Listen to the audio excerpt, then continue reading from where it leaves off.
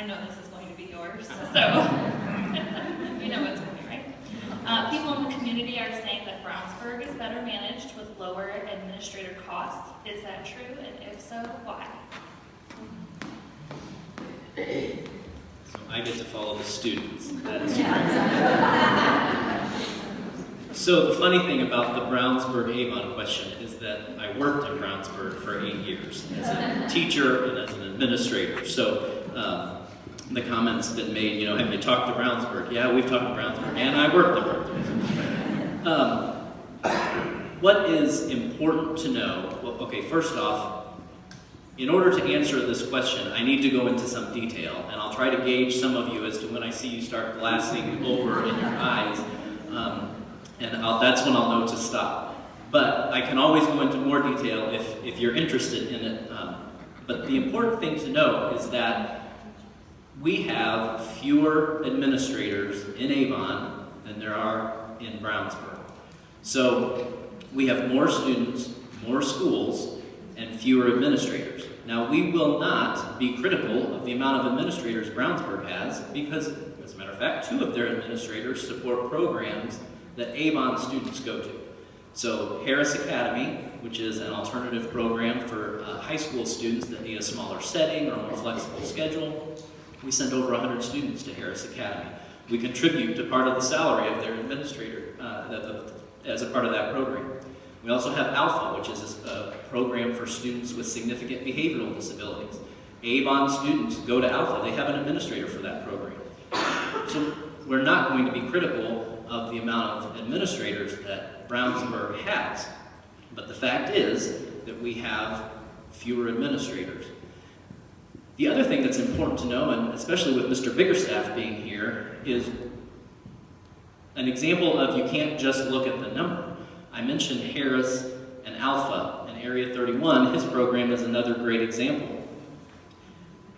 Those school districts that house those programs pay for the teachers in those programs. So Mr. Biggerstaff's teachers are paid by Wayne Township.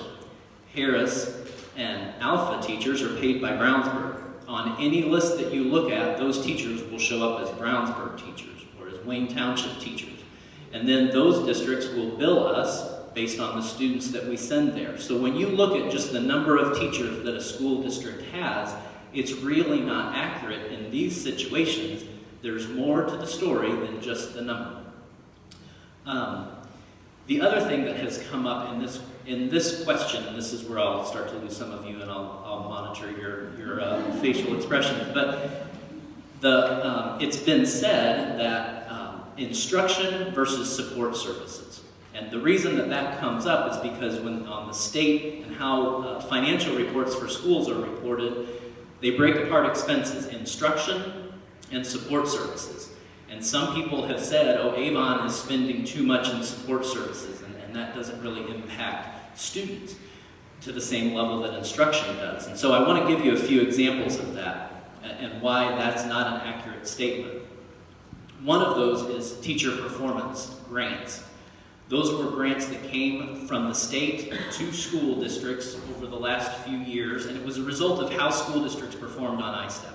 So school districts that performed well on ISTEP got more money. Those that didn't perform as well got less money, and that money had to be spent towards teachers and stipends.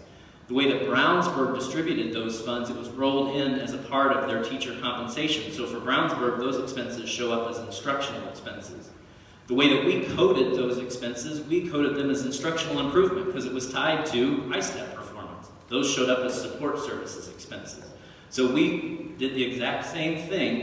We spent those dollars as the state required them to be spent, but the way we coded them in accounting for accounting purposes was different. Another example is coaches. In Brownsburg, the way that they pay their coaches and the way they code how they pay their coaches, if you're a teacher and a football coach, that coach stipend is considered part of their overall compensation, counted as instruction. In Avon, we split that up. So the teacher part of their compensation is considered instruction, but the football coach is coded under coaching, which is a support service expense. So again, we're doing many of the same things, but we're coding them differently. Another example is grounds maintenance. We have a few guys that maintain our land, mow our grass, take care of our property around our schools. We pay for that out of ground maintenance, which is considered a support service. Brownsburg outsources that service. So because they have an outside agreement, they don't even pay for that out of the general fund. They pay for that out of the capital projects fund.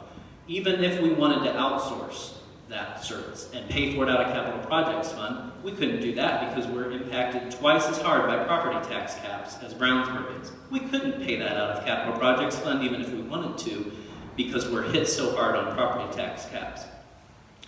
The other thing that I think is really important to know when it comes to the support services terminology, when people say Avon's not spending enough on kids, we're spending it on support services, overhead, those kinds of things. I want to give you a couple of examples of support services. Speech pathology, occupational therapy, and physical therapy.